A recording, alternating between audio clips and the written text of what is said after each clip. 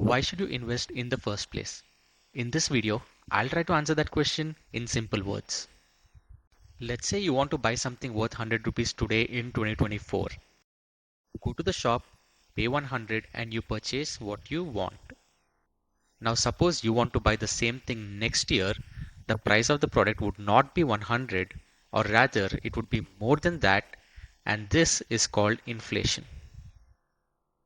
The inflation rate as of now is between 5% and 6%. So on an average, let's take 5.5%.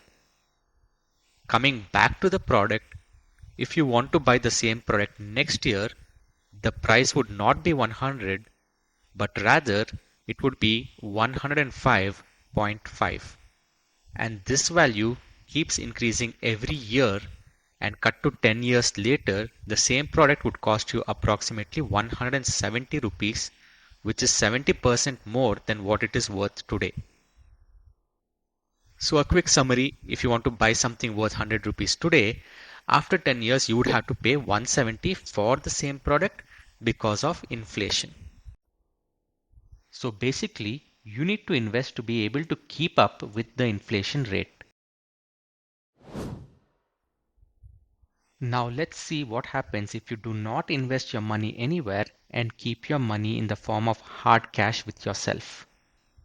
See, the cost of the product has increased from 100 to 170 by 70% in the 10 years, whereas your money has retained the same value for the 10 years and increased at 0%.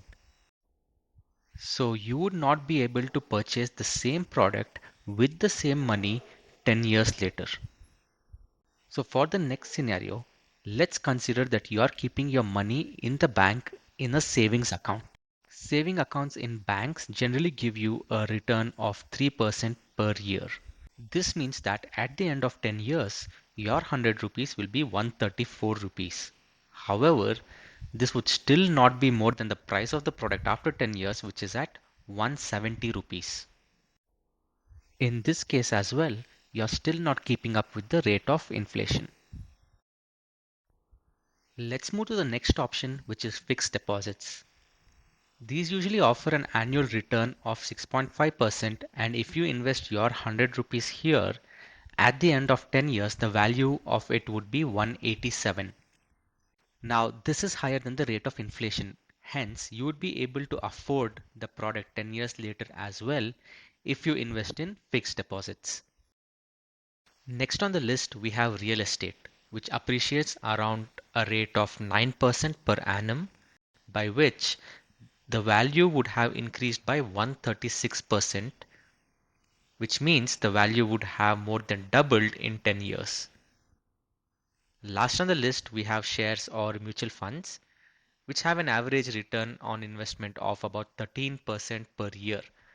And this means that at the end of 10 years, the value of your money would have tripled and your 100 is now more than 300.